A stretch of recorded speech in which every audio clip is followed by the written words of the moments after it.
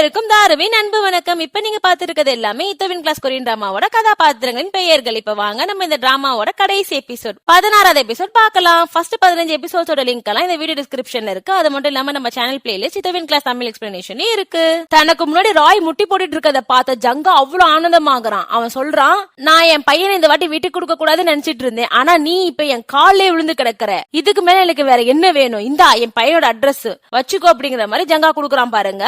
அவன் சொல்றான், நம்பிக்கை தன்மானம் அது இதுன்னு பேசுவி, அதெல்லாம் எங்க போச்சு அப்படிங்கிற மாதிரி ஜங்கா கேக்குறான் பாருங்க. ராய் சொல்றான், என்னதான் ஒரு வகையில நீ என்னோட எதிரியா இருந்தாலும், என் வாழ்க்கையில பயங்கர துன்பங்கள் நீ கொடுத்திருந்தாலும், உன்னை பழி வாங்கணுங்கிற எண்ணத்தாலதான் நான் இங்க வந்து நிக்கிறேன். இவ்வளவு பெரிய ஆளா?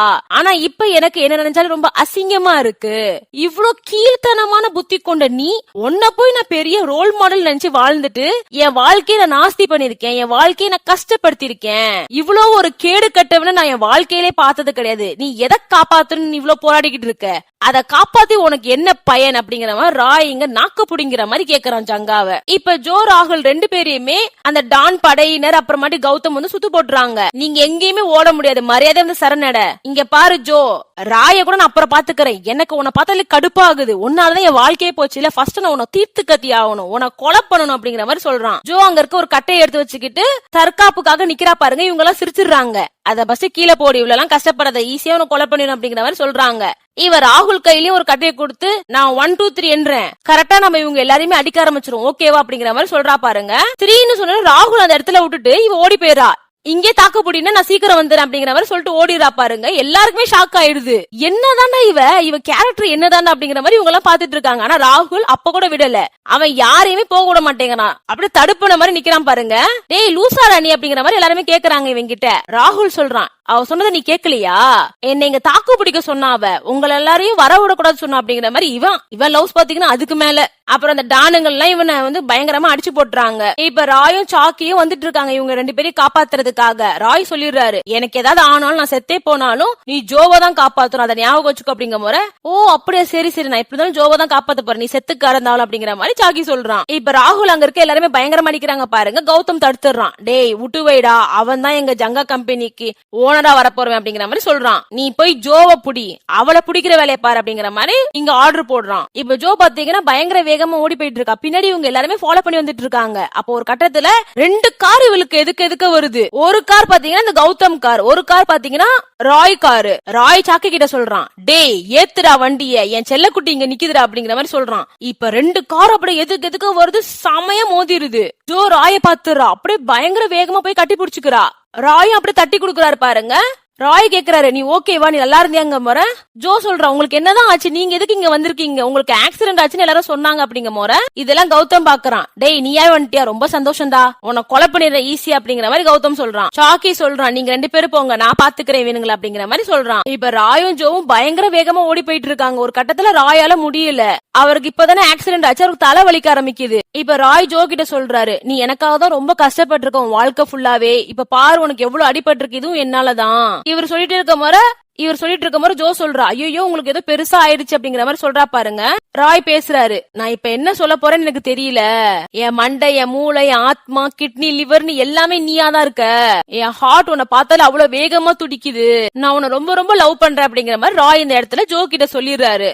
ஜோக்கு அப்படியே சந்தோஷமா ஆகுது. அப்படியே உங்க 2 பேரும் கட்டி பிடிச்சுக்கிறாங்க. பா ஜோவோட எத்தனை வருஷம் ஒன் சைடு லவ் இது. இப்பதான் ராய்க்கு அதை புரிய வந்து ராய லவ் பண்றாரு. இப்ப கௌதம் அந்த இடத்துக்கு வந்துடுறான். என்னடா பண்றீங்க நீங்க 2 பேரும், சேசிங் சீன்ரா, நீங்க பார்த்தா லவ் பண்ணிட்டு இருக்கீங்க அப்படிங்கிற மாதிரி இவன் கத்துறான். ராய் சொல்றாரு, நீ இந்த இடத்த விட்டு கிளம்பு, நான் போலீஸ் கால் பண்ணிருக்கேன், அவங்க எப்படி இருந்தாலும் சீக்கிரம் வந்துருவாங்க, நீ போயிடு அப்படிங்கிற முறை. ஜோ சொல்றா, இங்க பாருங்க, நீங்க செத்து போனீங்கன்னா நானும் செத்து போயிடுவேன், அதை ஞாபகம் வச்சுக்கோங்க அப்படிங்கிற மாதிரி இவன் சொல்லிட்டு அந்த இடத்த விட்டு போறா. இப்ப பாத்தீங்கன்னா ராயும் கௌதமும் அப்படி அடிச்சுக்கிறாங்க, அப்படி ஃபைட் பண்றாங்க. அதே சமயத்துல ஜோ அவ பயங்கரமா ஓடி போய்கிட்டு இருக்கா. ஒரு கட்டத்துல அவ போலீஸ பாத்துடுறா. இப்ப ராய் பயங்கரமா கௌதம் அடிச்சிட்டு இருக்கான். அவன் சொல்றான், நான் எப்படியாவது உயிரோடு இருந்தாகணும், நான் உயிரோடு இருந்தாதான் ஜோ உயிரோடு இருப்பா அப்படிங்கிற மாதிரி சொல்லி கௌதம பயங்கரமா அடிச்சிட்டு இருக்கான். அப்படியே கௌதம் அந்த இடத்துல மயக்கமாயிரம், ராயும் மயக்கமாறான் பாருங்க. அப்ப அந்த இடத்துக்கு கரெக்டா ஜோவும் போலீஸும் வந்துடுறாங்க. ஜோ அப்படியே கட்டி பிடிச்சுக்கிற ராய, உங்களுக்கு என்னாச்சு, உங்களுக்கு ஒண்ணும் ஆகல, எல்லாமே சரியாக போகுது அப்படிங்கிற மாதிரி சொல்றா. இப்ப சோனா போலீஸ் கிட்ட அவ கலெக்ட் பண்ண எல்லா எவிடன்ஸும் கொடுத்துறா பாருங்க ஜங்காக்கு எதிரா. இப்ப ஜங்கா கம்பெனி அப்படியே தலைகீழ ஆகுது, எல்லா பெரிய பெரிய ஆளுங்களையும் கைது பண்றாங்க. இப்ப ராய் ஹாஸ்பிட்டல் இருக்காரு, அவரை சுத்தி ஜோ, சாக்கி, ராணி, டானி 4 பேருமே இருக்காங்க பாருங்க. கரெக்டா ராய் முழிச்சுக்கிறாரு, அப்படியே ஜோவை கட்டி பிடிச்சுக்கிறாரு. இப்ப ஜங்கா, பிஏ, ராகுல் 3 பேருமே பேசிக்கிட்டு இருக்காங்க. இது மாதிரி எல்லாமே முடிஞ்சு போச்சு, நம்ம கம்பெனி அவ்வளவுதான் வாஷ் அவுட் ஆச்சு, கால்வாசி இந்த கௌதம் பண்ண வேலை, முக்காவாசி சோனா பண்ண வேலை, அவ்வளவுதான் இழுத்து மூட வேண்டியதான் அப்படிங்கிற மாதிரி ராகுல் சொல்றான். இல்ல இல்ல, நம்ம கம்பெனியை நல்ல வேலைக்கே ஒருத்தவங்க வாங்கிக்க போறாங்க, அவங்க வேற யாருமே இல்ல, ராய் கம்பெனி தாங்க போற. ஜங்கா செம்ம டென்ஷன் ஆயிரான். இப்ப டேவிட் பாத்தீங்கன்னா கௌதம் பார்க்க வரான். அவன் சொல்றான், என் வாழ்க்கையை நீ அவ்வளவு கொடுமைப்படுத்தின, ஆனா நீ ஞாபகம் கூட வச்சுக்கல என்ன. நான் இப்ப பார்த்தேன்னா ராயோட ஐசி கம்பெனியோட பினான்ஸ் ஹெட்டா இருக்கேன், அதுக்கு முன்னாடி நான் ஸ்கூல்ல உன்கிட்ட அடி வாங்கிட்டு இருந்தேன். அப்ப நீ எப்பவுமே சொல்லுவியே ஜங்கா தான் எல்லாம், எங்க கம்பெனியை வச்சு நான் எல்லாத்துக்கும் வெளியே வந்துருவேன், எங்க கம்பெனி தான் சட்டம்னு சொல்லுவ தெரியுமா, அதை முடிக்கணும்னு நான் நினைச்சேன், இப்ப அதை நான் முடிச்சு காட்டிட்டேன், உங்க கம்பெனி அவ்வளவுதான் திவால் ஆயிடுச்சு, அந்த கம்பெனியை கூட நாங்க தான் வாங்க போறோம் அப்படிங்கிற மாதிரி இவன் எல்லாத்தையுமே கௌதம் கிட்ட சொல்லிடுறான் பாருங்க. கௌதம் பயங்கரமா கத்துறான். இப்பதான் டேவிட் முழுசா கௌதம பழி வாங்கிட்டு வெளியே வரான். இப்ப மீனா போலீஸ்காரர் அப்புறம் அவரோட பொண்ணை காட்டுறாங்க. மீனா பாத்தீங்கன்னா திரும்பி சிட்டிக்கே வர போறாங்க. அவங்க அந்த போலீஸ்காரர்கிட்ட சொன்னோன்னே அவருக்கு மூஞ்சி அப்படியே வாடி போயிருது. மீனா சொல்றா, நீங்க நினைச்சீங்கன்னா எப்ப வேணா மீட் பண்ணலாம் அப்படிங்கிற வர, நான் எப்படி வந்து மீட் பண்றது அப்படிங்கிற மாதிரி இவன் சொல்றான். அது உங்ககிட்ட தான் இருக்கு அப்படிங்கிற மாதிரி மீனா சொல்லிட்டு போறா பாருங்க. போலீஸ்காரருக்கு திடீர்னு எங்க இருந்து அவ்வளவு காதல் வேகம் வந்துச்சு தெரியல. அவர் சொல்றாரு, மீனா நீங்க வேணா வரீங்களா, என்னோட லாரியில் நான் உங்களை கூட்டிட்டு போறேன் அப்படிங்கிற மாதிரி. அந்த குட்டி பொண்ணு, ஐயோ அப்பா நம்ம 2 பேருமே போக முடியாது, வேற நல்ல பிக்கப் லைன் சொல்லுங்கப்பா அப்படிங்கிற மாதிரி பாக்குறா. மீனா கார் கதவை மூடிட்டு சொல்றா, பரவாயில்ல நான் உங்க 2 பேரு கூட அப்படி பிதிங்கிட்டாது வந்துடுறேன் அப்படிங்கிற மாதிரி சொல்றா. இப்ப பாத்தீங்கன்னா ராய் முட்டி போட்டு யார்கிட்ட மன்னிப்பு கேட்டுட்டு இருக்காரு. யாருன்னு பாத்தீங்கன்னா ஜோவோட அம்மா. அவங்க கத்துறாங்க, நீ என் பொண்ணை ஃபர்ஸ்ட் படிக்கூடாம பண்ண, அவளை காலேஜுக்கு போக கூடாம பண்ண, அத கூட நான் மன்னிச்சிட்டேன், இப்ப பார்த்தா என் பொண்ணை கடத்தி இருக்காங்க எவனோ, இதுக்கெல்லாம் நீ தானே காரணம் அப்படிங்கிற மாதிரி கத்துறாங்க. ராய் சொல்றான், இனிமே இதெல்லாம் நடக்காது, நான் நல்லா பாத்துப்பேன் உங்க பொண்ணு அப்படிங்கிற மாதிரி சொல்றான் பாருங்க. பாத்துக்கணும்டா, நீ இல்லனா உனக்கு கொன்னுடுவேன் அப்படிங்கிற மாதிரி சொல்லிட்டு உங்க அம்மா கிளம்புறாங்க பாருங்க. போயிட்டு வாங்க அத்தை அப்படிங்கிற மாதிரி இவன் சொல்றான். இப்ப ஜோ அம்மா, யார பார்த்தா அத்தைன்னு இருந்தாலும் எனக்கு அது பிடிச்சிருக்கு அப்படிங்கிற மாதிரி உங்க அம்மா சொல்லிட்டு போறாங்க. இப்ப ஜோ ராய் கிட்ட கேக்குறா, உங்களுக்கு என்ன அவ்வளவு பிடிச்சிருக்கு அப்படிங்கிற முறை. ராய் சொல்றாரு, உன்னை வெறும் பிடிக்க மட்டும் இல்ல, எனக்கு நான் உன்னை ரொம்ப ரொம்ப காதலிக்கிறேன் அப்படிங்கிற மாதிரி ராய் சொல்றாரு. அவளுக்கு அப்படியே ஷாக் ஆயிடுது, அப்படியே திகச்சு போயிடுறா. அவ ஒரு வாட்டி சொல்லுங்கன்னு கேக்குறா. ராயும் நான் ரொம்ப ரொம்ப லவ் பண்றேங்க முறை. நானும் தான் உங்களை ரொம்ப லவ் பண்றேன் அப்படிங்கிற மாதிரி இவ சொல்றா. இப்ப ஜங்கா பாத்தீங்கன்னா பெரிய பெரிய இன்வெஸ்ட் பண்ணுவாங்களா, அவங்க எல்லாருக்கிட்டயுமே கால் பண்ணி கேக்குறான். ஆனா யாருமே இவன் கால் அட்டன் கூட பண்ண மாட்டேங்கிறாங்க. அப்ப வேற வழி இல்லாம அந்த பாட்டி கிட்டே கால் பண்றான். இந்த மாதிரி எனக்கு இன்வெஸ்ட் பண்ணுங்க, நீங்க சொன்ன மாதிரி இனிமே நடந்துக்கிறேன், நான் ராயை இனிமே சீண்டவே மாட்டேன் அப்படிங்கிற மாதிரி சொல்றான் பாருங்க. பாட்டி சொல்றாங்க, எது நீ ராய சீண்ட போறியா, அவன் நீ சீண்ட இடத்துல ஒண்ணும் இல்ல அப்படிங்கிற மாதிரி இவங்க திட்டிடுறாங்க. என் கம்பெனில நீங்க நம்பி இன்வெஸ்ட் பண்ணுங்க, உங்களுக்கு தெரியாதா என் கம்பெனி நான் கண்டிப்பா லாபமா மாத்தி காட்டுவேன் அப்படிங்கிற முறை. தம்பி நீ எதுக்குடா வந்து என்கிட்ட கேக்குற, உன் கம்பெனி நல்ல விலைக்கு ராய் வாங்கிக்கிறேங்கிறானே, அவனே பாத்துக்கிட்டோம் அப்படிங்கிற மாதிரி பாட்டி சொல்லிடுறாங்க. போனை கட் பண்ணிடுறாங்க. இப்ப ஜங்கா பாத்தீங்கன்னா ராயோட ஹோட்டலுக்கு வரான். ராய் வந்து சாப்பாடு குடுக்கறான் இவனுக்கு. ஜங்கா சொல்றான், என்கிட்ட காசு இல்ல குடுக்க அப்படிங்கிற மாதிரி. எது உங்ககிட்ட காசு இல்லையா அப்படிங்கிற மாதிரி ராய் கேக்குறான். இந்த சாப்பாடுக்கு என்கிட்ட காசு இல்ல, ஆனா நான் வேற விதமா இதுக்கு நான் குடுக்கறேன் அப்படிங்கிற மாதிரி சொல்லிட்டு ஜங்கா பாத்தீங்கன்னா இப்ப ராய் முன்னாடி மண்டிட்டு கிடக்குறான். அவன் முட்டி போட்டு இருக்கான். ராய் பாக்க நினைச்ச காட்சி இத்தனை வருஷங்கள், இந்த 15 வருஷங்களா ராய் மனசுக்குள்ள நெருப்பா இருந்த காட்சி இதுதான். ஜங்கா சொல்றான், என் கம்பெனி நீ வாங்கிக்காத, நான் ஏதோ பண்ணிக்கிறேன் அப்படிங்கிற மாதிரி ரொம்ப கெஞ்சுறான் பாருங்க. ராய் சொல்றான், என்ன பார்த்தா உனக்கு இன்னுமே இழிச்சுவாய் மாதிரி தோணுதா, நான் பிசினஸ்காரன், எனக்கு தெரியும் எதை வாங்கணும் வாங்க கூடாதுன்னு, நான் கண்டிப்பா ஜங்கா கம்பெனி வாங்கிதான் அவன் அப்படிங்கிற மாதிரி இவன் சொல்லிடுறான். ஜோவும் ஹாப்பி ஆகுறா. ஜங்கா அப்படியே அழுகுறான். அவனுக்கு வந்து ராய் கிட்ட தோத்து போறது பிடிக்கவே இல்ல. இப்ப ராய் பாத்தீங்கன்னா ஜங்கா கம்பெனியை வாங்கிடுறான், அதோட பேரையும் மாத்திடுறான். அப்புறம் அந்த கம்பெனிய வந்து மேடம் மீனா தலைமையில ஒப்படைச்சிடுறான். இப்ப ராய் சோனா கால் பண்ணி சொல்றா, உங்க அப்பாக்கு நான் பட்ட கடனை தீத்துட்டேன் அப்படின்னு சொல்லும் போது ராய், ஆமா ஆமா ரொம்ப நன்றி உனக்கு அப்படிங்கிற மாதிரி இவர் சொல்றாரு. எதுக்கு நீ என்கிட்ட இப்படி பேசுற, ஒரு ஃப்ரெண்டா வச்சு என்கிட்ட பேசலாம்ல அப்படிங்கிற மாதிரி சோனா சொல்றா பாருங்க. ராயால எதுவுமே பேச முடியல. அவ பார்த்தா ராய் அப்பாவை தகனம் பண்ண இடத்துல நின்றுட்டு இருக்கா. அவளுக்கு இப்பதான் அவ்வளவு ஆனந்தமா இருக்கு. ஏன்னா இத்தனை நாள் அவ மனசுக்கு பிடிக்காத உன செஞ்சுக்கிட்டு இருந்தா, இப்பதான் அவ மனசுக்கு அவ உண்மையா இருக்கா. இப்ப டானி, சாக்கி, ராணி 3 பேருமே ஹோட்டல்ல இருக்காங்க. இருக்காங்க. அப்ப அந்த இடத்துக்கு கரெக்டா ராகுல் வந்துடுறான். ராகுல் நடந்த எல்லா விஷயத்தையும் சொல்லி மன்னிப்பு கேட்டுறா. ராணி கிட்டையும் சாக்கி கிட்டையும். அவங்க 2 பேரும் மன்னிச்சிடுறாங்க.